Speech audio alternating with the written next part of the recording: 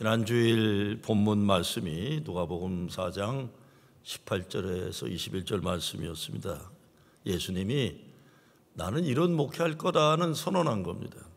내용적으로 보면 가난한 자들에게 복음을 전하고 어떤 위수인지 아무리 노력해도 계속 뒤치는 사람들, 밀리는 인생들이 새롭게 시작할 수 있는 그런 세상 만드는 목회를 하겠다, 예수님이 선언하셨던 겁니다.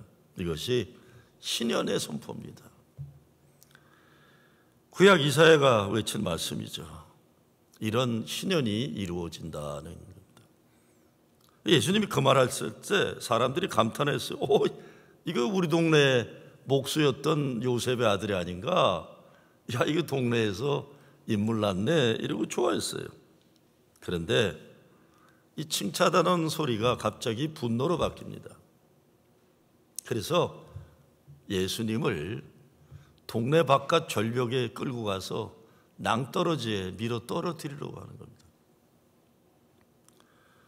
성경에 이런 얘기 많이 나와요. 종교심이 강한 사람들일수록 사람을 죽여도 된다고 생각하는 인간들이 성경에 많아요. 그렇죠? 잘못한 사람, 죄졌다고 판단하고 그럼 우리가 저들 죽여도 된다 이러는 겁니다. 근데 왜 이런 일이 예수님에게 일어납니까? 사람들은 예수님이 하나님은 유대인들만 사랑하고 축복한다는 말을 해주길 바랐어요. 아픈 사람을 고쳐도 유대인들 먼저 고쳐주거나 죽어가는 사람 살려도 유대인들을 우선권을, 특권을 주기를 바라는 겁니다. 그런데 예수님이 26절에 보면 이스라엘의 흉년이 들었는데 그 많은 과부들이 있지만 엘리야가 시돈 땅에 있는 사렙다의 과부를 찾아가 살려줬다 그래서 이방 사람을 살려줬다. 27절에 보면 엘리사 때 이스라엘에 많은 나병 환자가 있었는데 엘리사가 이스라엘의 문둥병자들을 안 고치고 시리아의 나아만을 고쳐줬다 이런 겁니다. 예수님이 왜 이런 말씀을 하셨을까요?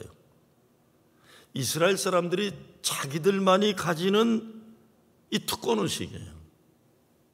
종교적인 엘리티즘, 선민의식, 이기적인 집단적 선민의식을 깨트리는 거예요. 하나님을 자기 민족의 수호신으로만 여기고 자기 민족과 다른 민족은 함부로 전쟁 일으켜 죽여도 된다고 생각하는 독선적인 신앙관을 깨뜨리시는 거예요. 예수님은 그들의 마음이 넓어지고 담이 무너지고 사람을 차별하는 언행이 멈추기를 바랐어요. 근데 사람들이 듣기 싫었어요. 그래서 죽이려고 달려드는 겁니다. 이 3절을 보면 예수님은 자신의 어린 시절을 알던 사람들이 가버나움에서 행한 기적을 여기서도 보려고 요청할 거라 하셨어요. 이 말은 야, 네가 이렇게 훌륭한 사람이 됐으면 딴 데 가서 사람 고치고 기적 일으키지 말고 너희 집안에 있는 동네 사람들 고쳐라 이런 겁니다. 우선적인 혜택을 줘라 이런 겁니다.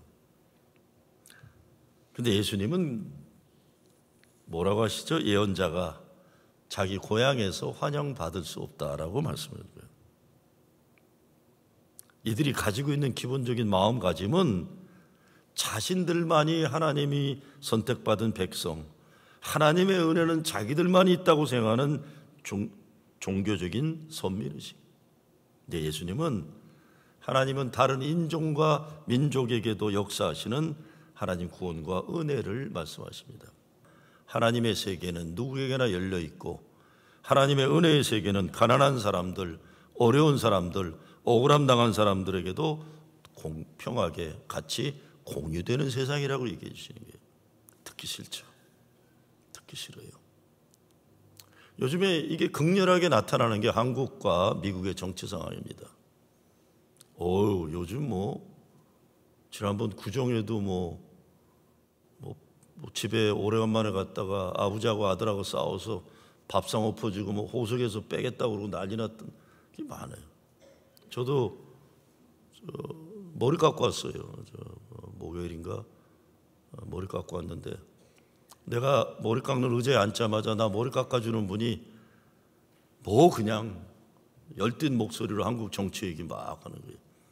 근데 저 머리 깎을 때는 이 보청기를 빼고 깎으니까 무슨 말인지 안 들려요. 안 들려요. 그러니까 보통은 제가 끄떡끄떡거리고 웃어줘요. 외교적으로 못 알아들어요. 근데 어떤 때 들리는 말이 있는데 잘못된 거 제가 얘기를 하거든요. 한 달 전에는 뭐가 문제였냐면 한국 정치를 얘기를 하면서 특정한 정치인 얘기하면서 그 사람 안 된다는 거예요. 그래서 그 사람은 왜 안 되냐 그랬더니 어렸을 때 가난하게 자랐기 때문에 안 된다는 거예요. 근데 그 말 듣고 가만히 있겠어요? 잠깐 당신 말 사과하라 그랬어요. 이 한국 사람들이 이상해가지고요. 서울 강남에 좋은 대학 나온 사람들은 잘못해도 괜찮게 보면서 어렸을 때 가난하거나 지방대학 나오는 사람들에 대해서는 함부로 말을 하는 게 있어요. 그래서 그때는 머리 깎다 말고 사과를 받았어요. 근데 엊그제는 제가 어떤 입장인지를 아니까 딴 얘기를 하는데 또 무슨 얘기를 하더라고요. 뭐 탄핵에 관한 거고 뭐 이런 거예요. 근데 내가 한마디 하려다가 이 날카로운 가위를 이 사람이 들고 있는데 내가 뭐 반대하면 목소리가 자꾸 올라가더라고요. 그래서 가만히 있었어요. 가만히. 요즘 교회에서도 친교 시간 안 한대요. 그래서 교인들끼리 싸우는 바람에. 그래서 한국 기독교 윤리실천운동본부에서 극한 정치적 갈등 속에 있는 기독 시민을 위한 행동 지침이라는 걸 내놨어요. 그 중에 몇 가지를 보면 노노노 이런 거 안 됩니다라는 게 첫째, 자신의 주장을 폭력을 통해 관철하고자 해서는 안 된다. 두 번째, 정치적 입장이 다르다고 상대방을 혐오하거나 악마화해서는 안 된다. 세 번째, 특정 유튜브 방송이나 SNS에 몰입하여 과신해서는 안 된다. 네 번째, 카톡 내용에 대한 사실 확인 없이 다른 사람들에게 전달해서는 안 된다. 그 다음에 아홉 번째예요. 현실 정치에 과몰입해서 정치의 한계에 대한 인식과 영혼에 대한 소망을 놓쳐서는 안 된다. 그리고 오케이 하는 건 첫째, 자신의 정치적 의견을 평화적으로 표현하며 다른 사람들의 이야기를 듣고 대화를 하자. 두 번째, 정치적 입장이 다른 사람들도 이 나라의 또 이 교회의 한 구성원임을 기억하자. 다섯 번째, 나의 확신과 신념이 다른 사람에게 상처를 주지 않는지 주의하자. 일곱 번째, 근거 없는 음모론을 경계하자. 아이고, 교회도 그렇고 나라도 음모론이 많아요. 음모론. 여덟 번째, 교회와 일상에서 덕을 세우기를 힘쓰며 내가 할 수 있는 작은 윤리적 실천을 하자. 아홉 번째, 하나님의 공의가 실현되고 약자가 보호받는 나라가 되도록 기도하자. 교회 교인들은요, 자기와 다른 사람들을 미워하고 담을 쌓고 밀어내고 해치는 일을 하면 안 됩니다. 예수님은 자기 몸으로 사랑과 평화를 위해 담을 무너뜨린 분이에요. 그리고 우리는요, 하나님 앞에서 죄인이라고 고백한 사람들 아니에요. 그 십자가 보혈의 은혜가 뭔지 알잖아요. 그러니까 우리는 죽이는 일이 아니라 살리는 일, 미워하는 일이 아니라 사랑하는 일에 쓰임 받아야죠. 정죄가 아니라 용서와 용납이고 차별이 아니라 포용하는 사명입니다. 그런데 29절에 보면 분노한 사람들이 예수님을 절벽 끝에 밀어 죽이려고 하는 장면이 나오잖아요. 참, 뭘 그렇게 죽이고 싶을까? 에? 나와 종교가 다르고 나와 생각이 다르면 이렇게 죽이려고 달려들어야 됩니까? 근데 30절에 보면 예수께서 그들의 한가운데를 지나서 떠나가셨다라고 되어 있어요. 그들과 싸우지 않으시는 거예요. 다투시지 않고, 아니면 그래 와 이 새끼들아, 에? 그러고 예수님이 장풍으로 다 이거 할 수도 있어요. 그렇죠? 이걸 못 하시겠어. 그런데 안 하시고 그 가운데를 지나가셨다 그랬어요. 저는 이것이 예수님 목회에 대한 우리에게 중요한 메시지를 주고 있어요. 나와 생각이 다른 사람들, 나에게 못된 일하는 사람들의 분노로 복수하려는 마음으로 살지 말라는 거예요. 그런 인간들을 바꾸려 하거나 공격해서 복수하려고 하지 말고 살리고 사랑하는 일에 인생을 집중하기 위해 뚜벅뚜벅 갈 길을 가라는 겁니다. 교회가 아까 우리 성가대도 그런 노래 부른 거예요. 진정 예수님 말씀을 제대로 따르려고 할 때 불편해하는 사람들이 있어요. 반대하는 사람들이 있어요. 그래서 어려움 당합니다. 예수님을 절벽에 밀어 죽이려고 달려드는 사람들이 이 시대에도 있는 거예요. 그래서 예수님 돌아가신 거예요, 십자가에. 우리도 예수님을 따르려고 하면 교회도 예수님이 당하신 그 길을 가야 할 때가 있는 것입니다. 환영받지 못할 때 있죠. 가정에서도, 직장에서도, 학교에서도 신앙 때문에 양심 지키다가 우린 지금 서로 벽을 세우는 시대에 살고 있어요. 두려움이 분열을 낳고 타인에 대한 증오를 부채질해요. 그런데 사랑이 승리함을 우리 기억해야 됩니다. 예수 그리스도의 사랑은 사람들이 만들어 놓은 민족이라는 경계, 국가라는 경계, 이념이라는 경계, 심지어는 종교의 경계에 갇히거나 제한되게 하지 않는 겁니다. 그 사랑은 모든 경계와 벽을 허물고 우리를 더 높은 은혜의 세상으로 초대하는 겁니다. 밥 모어헤드라는 사람이 오래전에 쓴 The Paradox of Our Time in History라는 책이 있어요.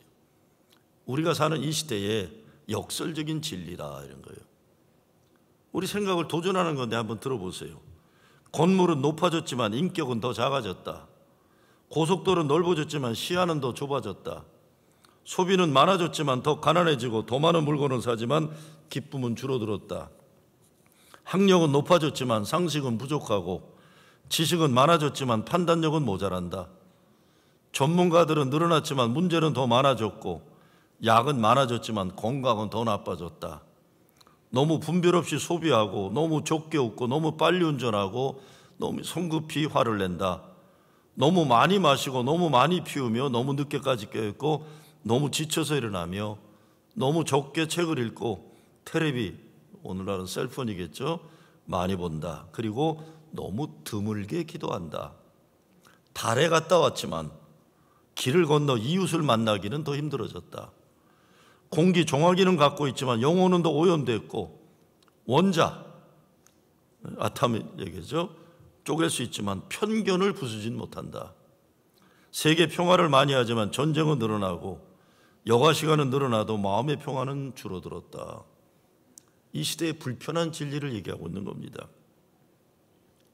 하나님의 활짝 열린 급진적 은혜는 우리를 불편하게 했었어요. 그러니 주님의 말씀에 순종하려면 주님께서 우리의 마음과 생각을 넓히시고 인도하시도록 나의 마음을 내어드려야 돼요. 교회는요, 모여있는 교인들이 자기들의 이익을 지키려고 높은 담을 쌓는 요새가 아니라 모든 이들에게 열려있는 피난처가 되어야 됩니다. 그러나 이 교회는 주님의 몸이에요. 이 교회에 들어오면 하나님이 지켜주실 것이라고 믿는 거예요. 최소한 교회만큼은 누구라도 여기에 들어오면 홀로 외로워하고 두려워하지 않고 보호받을 수 있다라는 말을 해주고 싶은 거예요. 교회 무시하지 마세요. 만약에 우리 교회에 어떤 일이 일어나면 우리 교단이 가만히 있지 않을 거예요. 네? 우리 교단만 가만히 있지 않은 게 아니에요.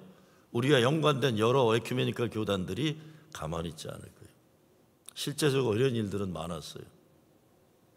우리가 두려워하고 분열되면 아무 능력 없이 있겠지만 우리가 예수 믿어 두려워하지 않고 단결돼서 약자를 보호하겠다 그러면 하나님이 우리를 도우실 거라고 믿는 겁니다.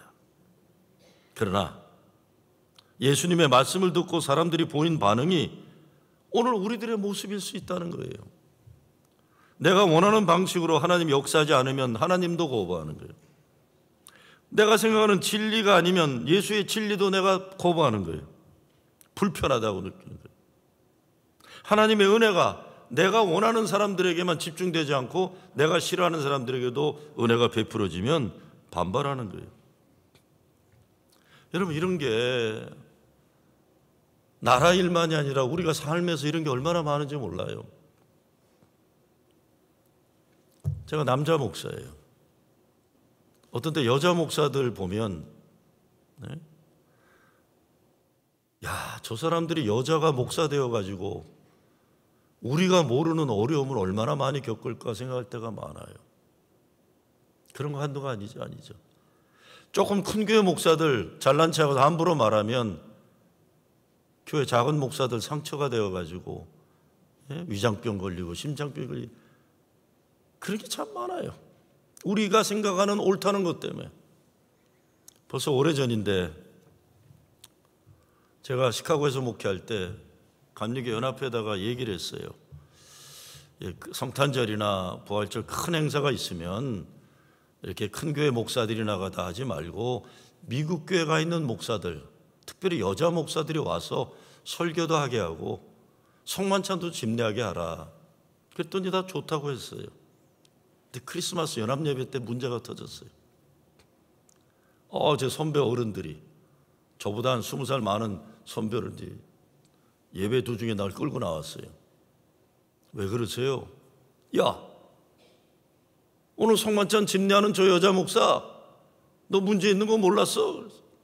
무슨 문제인데요? 저 여자 옛날에 이혼했던 여자야 그러는 거예요. 자, 이혼했지만 우리 교단에서 적법적인 과정으로 신학교 다 나오고 심사해가지고 저 사람은 정연이 될 수 있다고 통과된 여자예요. 미국에서 목회 잘하고 있었어요. 아니 어르신들 이거 다 교단에서 심사해가지고 정연으로 통과된 분을 가지고 그렇게 하면 어떡합니까? 그랬더니 성경에 분명히 나와 있다는 거예요. 난 그런 게 있는지도 몰랐어. 제사장은 흠이 없는 자만 되게 돼 있다는 거예요. 제사장은. 그 순간 내가 못 참았어요. 내 이 꼭지가 이제 그때 내가 32살. 그분들은 50대인데. 야, 흠이 없는 자만이 제사장 되는데 흠이 있는 여자가 어떻게 목사가 돼갖고 성만찬을 집례하느냐. 근데 그 순간 내가 참을 수가 없었어요. 그래서 어떻게 했을까요? 제가 화나면 무섭잖아요, 저도. 당신들은 흠이 없어. 당신들은 흠이 없단 말이야. 이게 새파란 젊은 놈이 난리를 치니까 어른들이 그냥 가자고 가버렸어요. 한 달 동안 그분들 찾아다니면서 무릎 꿇고 사과하고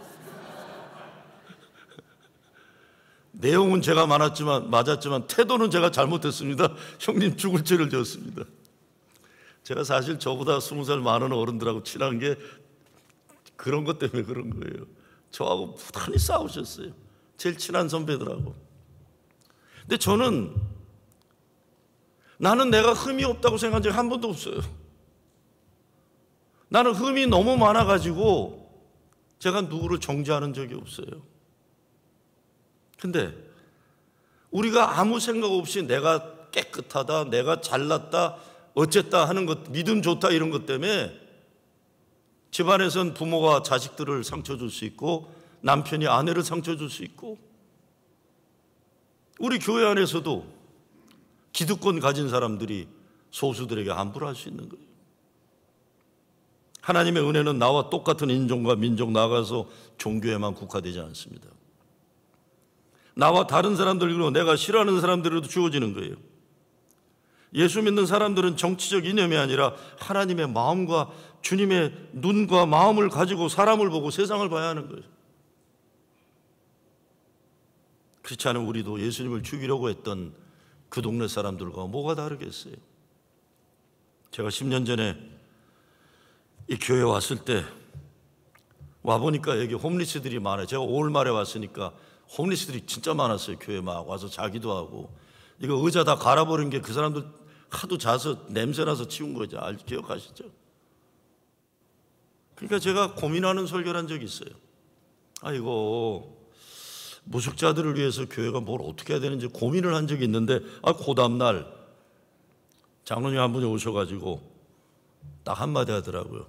절대로 이 교회 무식자들 발 들여놓는 일 생각하지 마십시오. 그래요. 저는 그런 생각도 하고 있던 것도 아니에요. 교회가 주변의 이웃들을 지역사회 빛과 소금이 되는 역할이 뭔지 고민하는데 단호하게 나한테 얘기를 하는 거예요. 제가 그런 말하면 듣는 목사도 아니잖아요. 저처럼.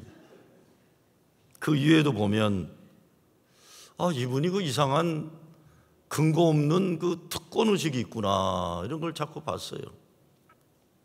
사람을 자꾸 무시해요. 보면 알아요. 저 사람이 사람을 무시하는구나. 돈 없는 사람들 이런 사람 무시하는구나. 교회 내부에서도 자기와 가까운 사람들에 대한 우선권과 특권을 저한테 자꾸 요구하는 거예요. 괜히 그분이 제 설교를 듣는 게 얼마나 불편했겠어요. 제 목회 방침에 동의하기 어려웠을 거예요. 여러분, 제가 온 지 10년인데 연세 많은 장로님들 은퇴식을 한 번도 못한 거 아시죠? 네? 왜 못했을 것 같으세요? 제가 와서 보니까 연세 많은 장로님들이 많으셔서 은퇴 찬화 예배를 드리자고 그랬더니 그분이 하시는 말씀이, 은퇴 찬화하는데 조건이 딱 하나 있대요. 4사람만 해야 된대요. 그 4사람이 누군지 아는 분들은 다 아세요. 아니, 뭔 소리를 하십니까? 딴 분들도 똑같은 장로지 왜 당신들만. 근데 보니까 이 4분은 영원한 동지 특권층이더라고요. 그 특권을 지키는 데는 영원한 동지야 보니까. 그래서 내가 때려치자고 그랬어요. 안 한다고 내가. 제가 제일 싫어하는 게 사람 차별하는 거 아시잖아요. 내가 차별받고 살아온 경험이 있기 때문에. 나는 딴 건 모르지만 이 허접한 엘리티즘 가지고 사람 차별하면 제 뚜껑이 금방 열려가지고 제가 그래서 목회하기 힘든 게 바로 거예요. 교회 이야기 나왔으니까 50주년도 맞아. 이제는 말할 수 있다 하는 거 제가 말 한마디 할 게 있어요. 이제는 말할 수 있다. 제가 10년 전 여기에 와서 보니까 이해하기 힘든 것들이 있더라고요. 이 교회 보니까 담임 목사 사모 측근 정치가 있는 교회더라고요. 저는 목사 사모가 교회 일에 나서고 정치하는 것 얼마나 싫어하는지 다 아실 거예요. 저 집사람이 왔더니 어느 특정한 자리에 앉아야 된대. 왜냐하면 옛날 목사 사모들이 다 거기 앉았대요. 저희 집사람은 특별히 그런 말 하면 더 앉는 사람이에요. 그래서 이쪽에 안 앉아. 이쪽에 와서 앉아.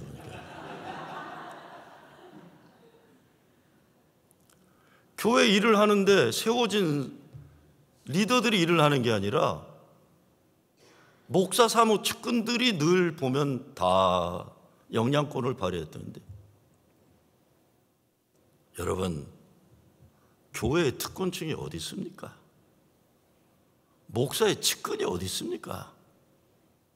교회에서는 예수 잘 믿는 사람들이 측권층이에요. 오래 다닌 사람도 아니고 장로들도 아니고 예수 잘 믿는 사람들이 특권층이에요. 열심히 헌신하고 헌금하고 교회 사랑하는 사람들이 목사 측근이에요. 무슨 다른 측근이 있어요? 목사 측근도 힘든데 사모 측근까지 관리하려면 이게 얼마나 힘들어요, 교회가. 이게 쓸데없는 짓들 에너지 소모하는 거예요. 측근이 어디 있고 특권이 어디 있어? 정말 이 사람들 어떻게 예수님을 낭떠러지게 밀어 죽이는 짓을 하려고 했을까요? 다른 거 아니에요. 자기들의 특권의식을 건드린 거예요. 자기들이 하나님 측근이라는 선민의식을 무시했다고. 여러분, 사람 죽이는 거 우리 너무나 익숙한 역사를 살아온 민족이에요. 우리 6.25 때 인민군이 들어오면 사람들이 인민군 밥 해주면 그 다음에 가버리면 국군이 들어와서 또 자기들끼리 고소해서 죽여버렸어요. 저것들 인민군 밥 해줬다. 그리고 인민군이 들어오면 국군들 밥 해주면 저것들 국군들 밥 해줬다. 반동분자라고 또 죽여버린. 그런 역사를 살아온 민족이 사상과 이념, 종교 이런 것 때문에 서로 죽여도 된다고 생각할 수, 얼마나 불행한 민족이에요, 우리가요. 예수님은 자기를 죽이려고 달려든 인간들 죽이지 않으셨어요. 아무 말하지 않고 그들 가운데로 지나가셨어요. 지나가셔서 더러운 귀신 들린 사람들 고치셨고 온갖 병자들을 고쳐주셨어요. 올해 프로싱 제일교회가 신년을 맞이하면서 예언자적 사명을 제대로 감당하려고 하면 고향에서 인정받지 못하는 것만이 아니라 죽이려고 달려드는 사람들이 있을 것이니 당연히 있는 거예요. 교인들 가운데도 그런 거예요. 저 목사는 죽여야 된다는 거예요. 그럼에도 불구하고 우리는 주님이 교회를 통해 이루고자 하시는 사람 살리고 사랑하는 일, 잃은 영혼 구원하는 일, 아픈 사람 고치는 일, 어렵고 억울함 당하는 사람들의 인권을 존중해 주는 일, 하나님 나라 이루는 일, 가정을 천국을 만드는 일에 쓰임받아야 되는 겁니다. 그러기 위해서 세상 못된 인간들이 감히 건드리지 못하는 믿음의 능력이 우리에게 있어야 돼요. 성령이 임해야 되고 성령이 충만해서 능력을 받아야 돼요. 은혜가 가득해야 되고 세상의 사탄 마귀들이 함부로 우리에게 달려오지 못하도록 하나님 주신 영적인 권위를 가져야 되는 거예요. 이 모든 것은 예수가 우리의 주님이심을 믿는 믿음에서 나올 것입니다. 이 믿음으로 기도할 때 주님이 도우시는 거예요.